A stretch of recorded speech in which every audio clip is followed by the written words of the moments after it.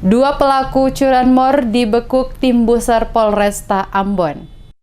Satuan Reserse Kriminal Satreskrim Polresta Pulau Ambon dan Pulau Lease berhasil meringkus dua pelaku pencurian sepeda motor yang sering melakukan aksi pencurian di beberapa lokasi di kota Ambon. Dua pelaku curanmor yang berhasil diringkus tim Buser Reskrim yakni berinisial LS 19 tahun dan KSS 22 tahun. Mereka ditangkap di dua lokasi yang berbeda yakni di SPBU Kebun Cengkeh dan di bawah Jembatan Merah Putih Kecamatan Sirimau, Kota Ambon. Hal ini disampaikan langsung oleh Kasubag Humas Polresta Pulau Ambon dan Pulau Lease Julkisno Kaisupi saat diwawancarai tim DMS Media Group pada Kamis 9 Januari. Di Ambon, menjelaskan kedua pelaku dibekuk berdasarkan laporan polisi LP _18 _1 angka Romawi _2020 Maluku Resta Ambon 07 Januari 2020.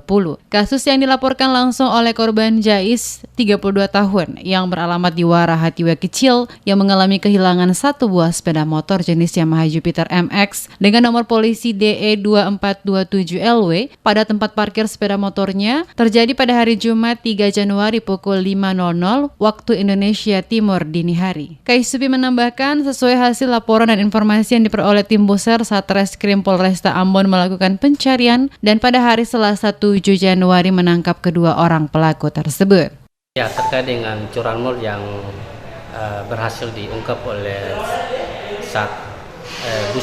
unit Buser Satreskrim Polresta Pulau Ambon dan Pulau Lease, yang mana pada hari Selasa kemarin pada tanggal 7 Januari 2020 tim Buser Satreskrim Polresta Pulau Ambon dan Pulau Lease berhasil mengungkap dan menangkap dua pelaku curanmor di wilayah hukum Polresta Pulau Ambon dan Pulau Lease.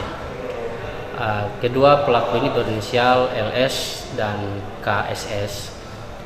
Penangkapan ini didasarkan pada laporan polisi yang dilaporkan oleh korban bernama Jais yang beralamat di daerah Warahatiwe Kecil, Kecamatan Sirimau, Kota Ambon.